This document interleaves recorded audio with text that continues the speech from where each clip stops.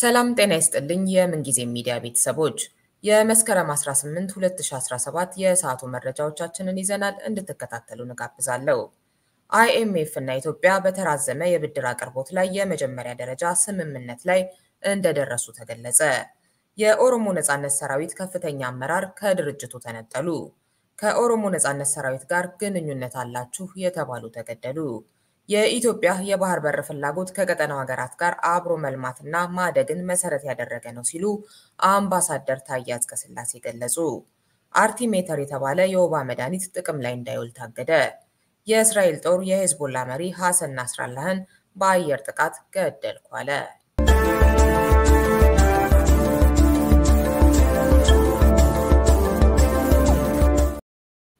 የኦሮሞ ነጻነት ሠራዊት ከፍተኛ አመራር አባል ጃልሰኝ ነጋሳ ከድርጅቱ መነጠላቸውን አስታወቁ።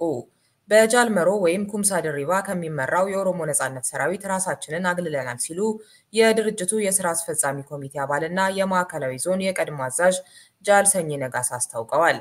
ጃልሰኝ ነጋሳ መሆናቸውን ያስታወቁት የድርጅቱ አመራር ከተመረጡ መገናኛ ብዙሃን ዘጋቢዎች በስልክ ለቀረቡላቸው ጥያቄዎች የት እንደሆኑ ባልተገለጸ ቦታ ሆነው በሰጡት ምላሽ ረቡዕ መስከረም 15 ቀን 2017 ዓ.ም የወጣውና የማዕከላዊ ዞን እዝ በጃልመሮ ወይም ኩምሳ ድሪባ ከሚመራ ቡድን መለየቱን የሚገልጸው መግለጫ የእሳቸውና የቡድናቸው መሆኑንም ጠቅሰዋል።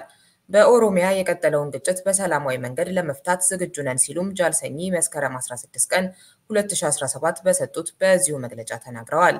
ዘገባው የቪኦኤ ነው።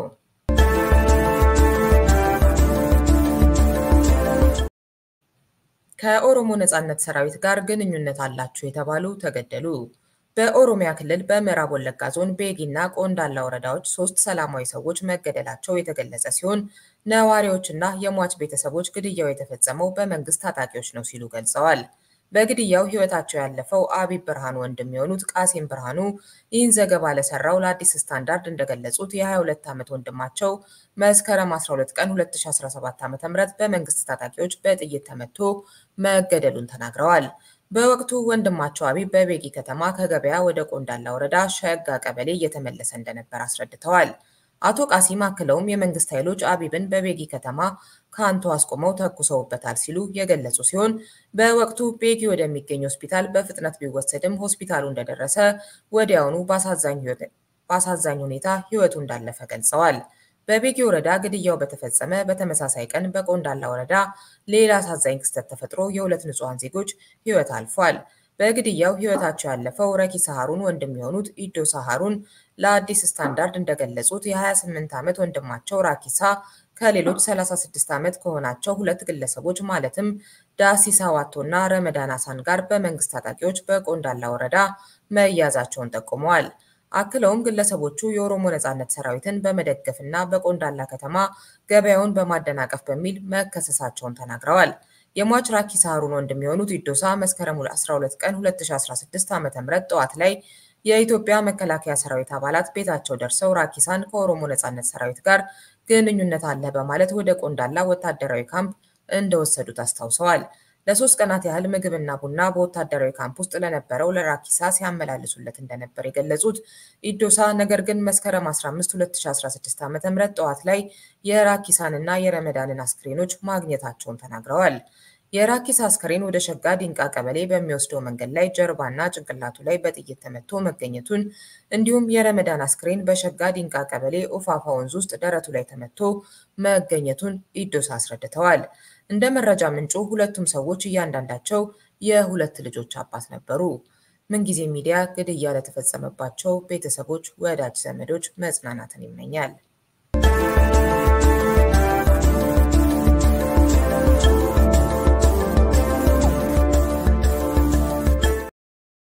አይኤምኤፍ እና ኢትዮጵያ በተራዘመ የብድር አቅርቦት ላይ የመጀመሪያ ደረጃ ስምምነት ላይ እንደደረሱ ተገለጸ።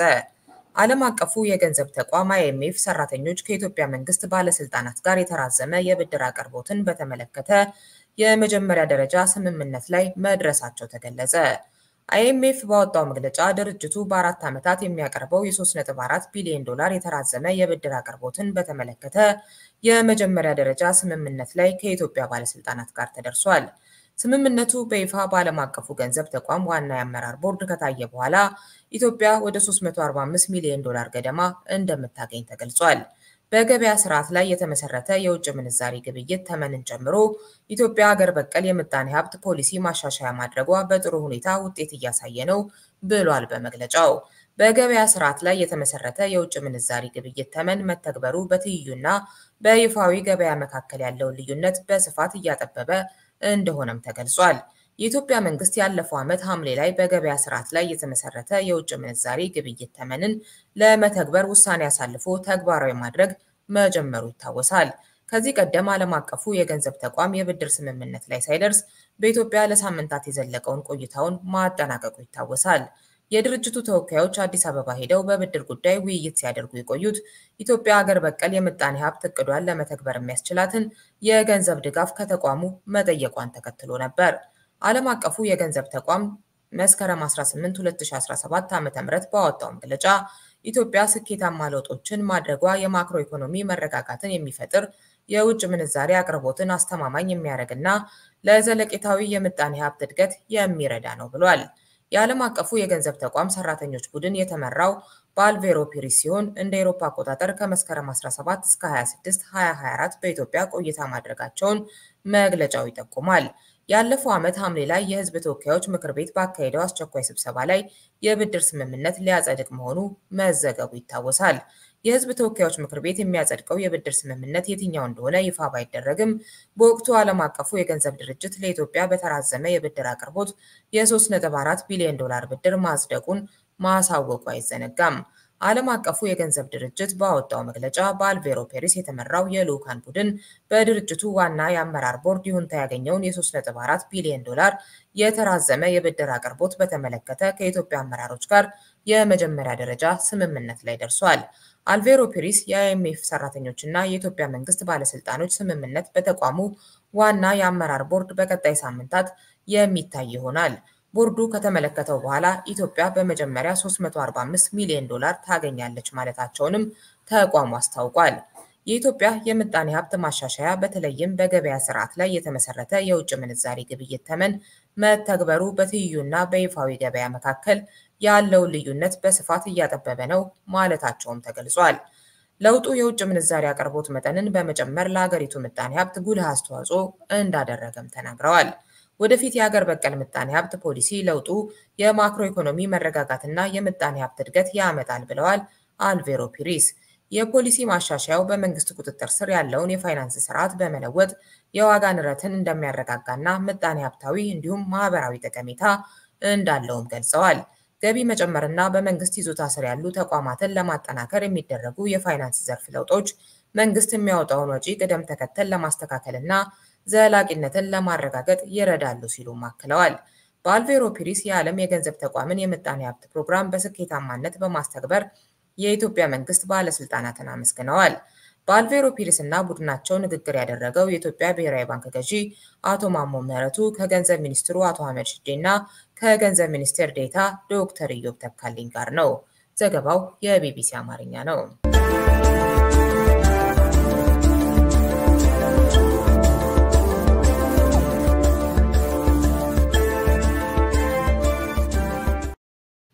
የኢትዮጵያ የባህር በር ፍላጎት ከቀጠናው ሀገራት ጋር አብሮ መልማትና ማደግን መሰረት ያደረገ ነው ሲሉ አምባሳደር ታዬ አጽቀሥላሴ ገለጹ። 79ኛው የተባበሩት መንግስታት ድርጅት ጠቅላላ ጉባኤ በኒውዮርክ መካሄዱን ቀጥሏል። በጉባኤው ላይ የውጭ ጉዳይ ሚኒስትር አምባሳደር ታዬ አጽቀሥላሴ ባደረጉት ንግግር ነው ይህንን ያሉት። በዜናችን መውጫ ላይ ሙሉ ንግግራቸውን እናስደምጣለን።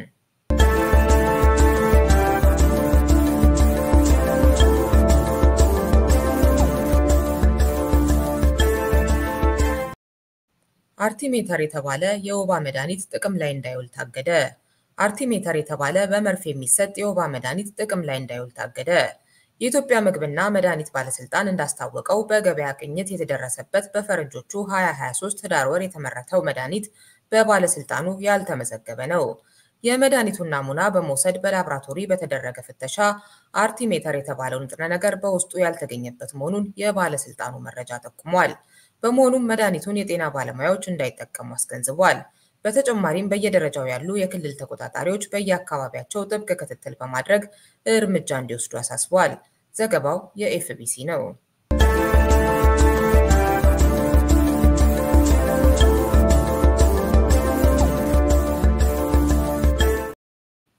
እስራኤል የሄዝቦላን መሪ ሐሰን ነስረላህን ገደልኩ አለች። የእስራኤል ጦር በትላንትናው ዕለት በቤይሩት በፈጸመው የአየር ጥቃት የሄዝቦላን ዋና ጸሐፊ ሐሰን ነስረላህን መግደሉን ማስታወቁን ሲኤንኤን እና ታይምስ ኦፍ እስራኤል ዘግበዋል። ሄዝቦላ በዚህ ጉዳይ እስካሁን መልስ አለመስጠቱ ተገልጿል። እስራኤል በትላንትናው ዕለት በቤይሩት ዳርቻ በሚገኘው የሄዝቦላ ዋና ማዘዣ ጣቢያ ላይ ጥቃት የሰነዘረችው የቡድኑን ዋና አዛዥ ለመግደል ነበር ተብሏል። እስራኤል ከባለፈው ሰኞ ዕለት ጀምሮ ሊባኖስ ውስጥ በፈጸመችው የአየር ጥቃት ከ800 በላይ ሰዎች የተገደሉ ሲሆን በመቶ ሺዎች የሚቆጠሩት ደግሞ ከቤታቸው ተፈናቅለዋል። እስራኤል እየፈጸመችው ባለው ጥቃት የሄዝቦላ መሪዎች ዋነኛ ኢላማዎች ናቸው። በፍልስጤሙ ሐማስ ላይ ለወራት ዘመቻ ካካሄደች በኋላ አሁን ትኩረቷን ወደ ሊባኖሱ ሄዝቦላ ያዞረችው እስራኤል በቀጠናው ላለው ግጭት ኢራንን ዋና ተጠያቂ አድርጋለች። እየተዋጋን ያለነው ሊያጠፉን ከሚሹ አረመኔ ጠላቶች ጋር ነው ያሉት ኔታንያሁ እስራኤል ኢራን በከፈተችው 7 አውደ ውጊያዎች እየተዋጋች ትገኛለች። ኢራን ከምታሰማራቸው ርህራሄ የለሽ ገዳዮች ራሳችንን መከላከላችንን እንቀጥላለን ብለዋል። ኔታንያሁ በኢራን ውስጥ የእስራኤል ረጅም ክንድ የማይደርስበት ቦታ አለመኖሩ ሊታሰብበት ይገባል ሲሉ አስጠንቅቀዋል። እስራኤል ቀይ መስመሬን እያለፈች ነው ያለችው ኢራን እስራኤል ከአሜሪካ ያገኘችውን በንከር በስተር የተባለ ቦምብ በመጠቀም ቤይሩትን ደብድባለች የሚል ክስ አቅርባለች። በሊባኖስ የጀመረችውን ጥቃት እንድታቆም ጫና ቢደረግባትም ከጋዛ ወደ ሊባኖስ ትኩረቷን ያደረገችው እስራኤል ተፈናቃዮችን መመለስን ጨምሮ ሁሉም ግቦቿ እስከሚሳኩ ድረስ ማጥቃቷን እንደምትገፋበት ገልጻለች። ዘገባው የአላይን ነው።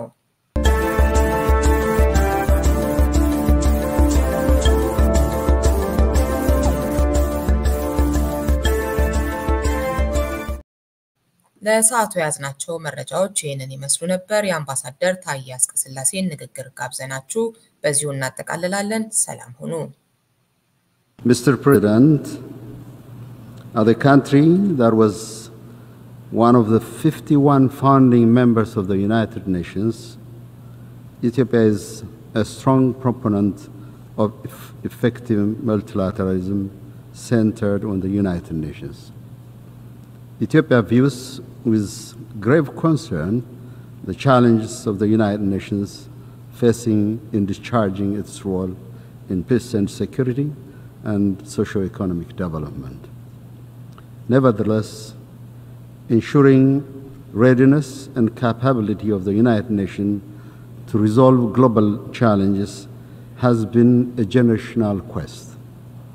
5 years into the establishment of the United Nations, in the year 1950, 74 years ago, Ethiopia in its policy statement stated to this august assembly, I quote, "We are filled with anxiety concerning the surprises which the future may hold in store. Fears that the United Nations may be called upon to face events even more serious than those of the present time, and that such problems may greatly exceed its power and capacity." End of quote. That future is now, and that future is the present. We are faced with persisting peace and security challenges across the globe. There is a devastating existential threat emanating from arms race, extreme poverty, inequality, and climate change. At the same time, global commitment to the sustainable development goals is receding, and the debt crisis in developing countries is worsening. Furthermore, our constrained ability to manage the emerging multipolar world carries the risk of undermining multilateralism. As envisaged, the United Nations is called upon to face challenges that are proving to exceed its powers and capabilities.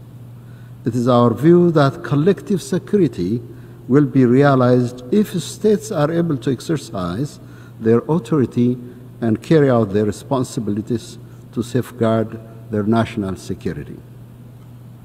The conventional dictates, including peacekeeping missions, can deliver the desired results when we prioritize support for national efforts and capabilities. We must therefore at all times preserve the sovereignty and political independence of states at the foundation of effective collective security. We also call for greater economic and security cooperation among member states, which is pivotal to empowering national institutions. The shortcomings of the United Nations reflect the reluctance on the part of the international community to promote the effective realization of the principles and purposes of the Charter. The United Nations should be at the center of efforts to resolve global peace and security challenges. Without a substantial role for the United Nations guided by the principles of the Charter, we risk making the General Assembly a non-consequential platform with no guarantee for a meaningful contribution to global peace and security. On its part, the United Nations should play its role by demonstrating impartiality, independence, competence, and credibility among all its members. Furthermore, we underscore the urgency to reform the United Nations Security Council and its working methods. The reform of the Security Council is not only about rectifying the injustice done to Africa, but also about the credibility of the Council itself. The impacts of Africa's exclusion on the Security Council's inability to discharge its cardinal responsibilities manifest in its disproportionate focus on internal affairs of African affairs. In addition, the Council's lukewarm attitude toward regional solutions and the implementation of measures detached from reality on the ground are results of Africa's non-representation. We therefore call on member states to commit to prioritizing Africa's representation in both categories of membership of the UN Security Council with all rights and prerogatives as articulated under Africa's common position.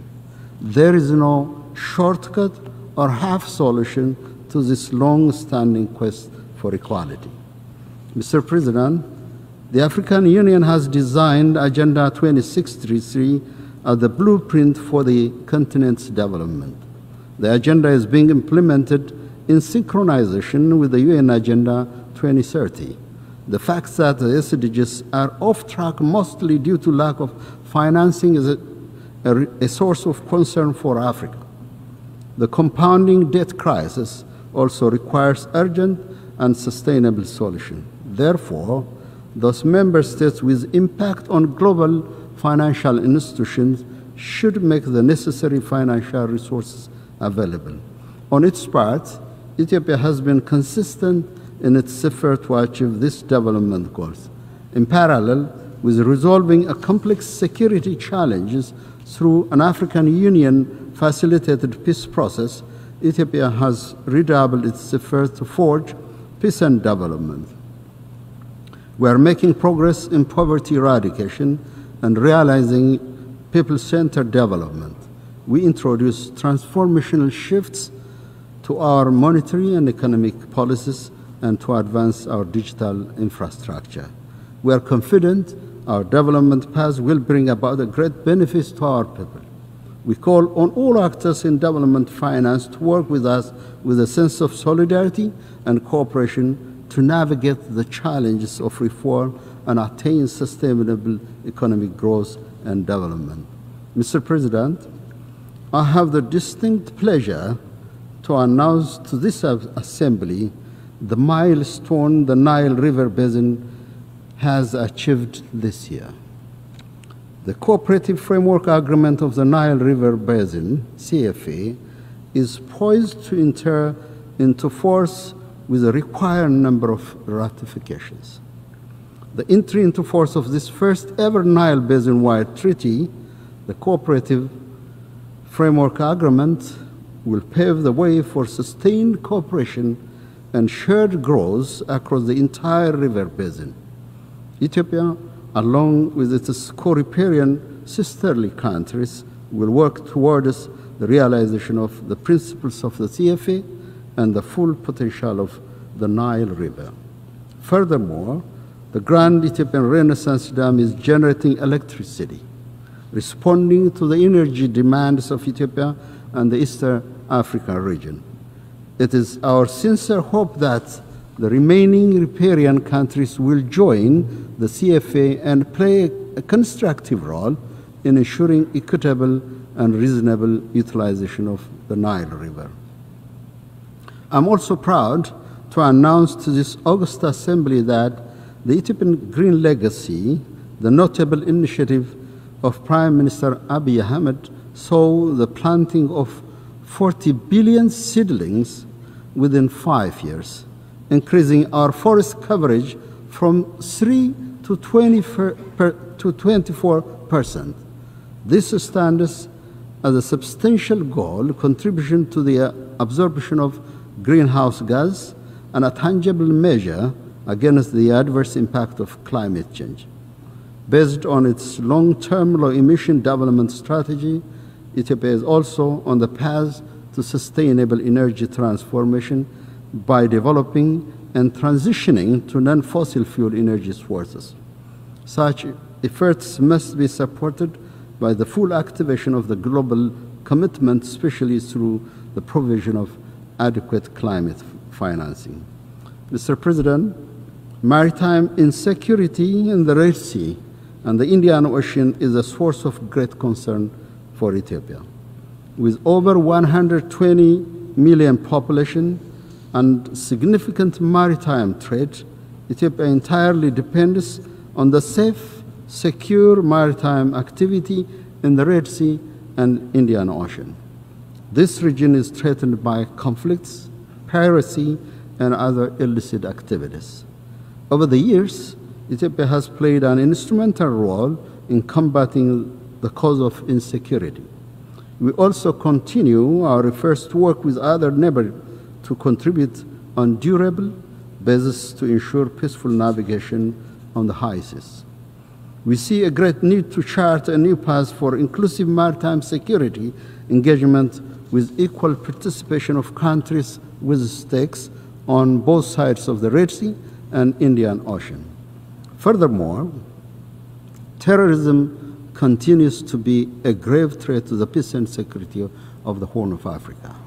The growing rise of violent extremism like Al-Shabaab and its international and internal affiliates have continued their vicious attack against civilians and security of the region.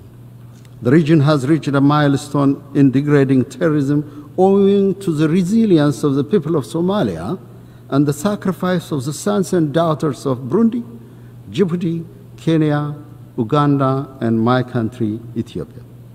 The authorization of the Security Council and the international finance for the African Union peace support operation have indeed played an instrumental role. I'm confident the government of Somalia will soon reckon with and recognize the sacrifice we made to Somalia's liberation from the grip of terrorist groups. Ethiopia's Memorandum of Understanding with Somaliland is based on existing political dispensation in Somalia. Our objective is shared growth and prosperity in the region. Similar agreements have been concluded by other states, and there is no reason for the government of Somalia to incite hostility that obviously intends to cover internal political tensions. I therefore reject the unfounded allegation leveled against my country.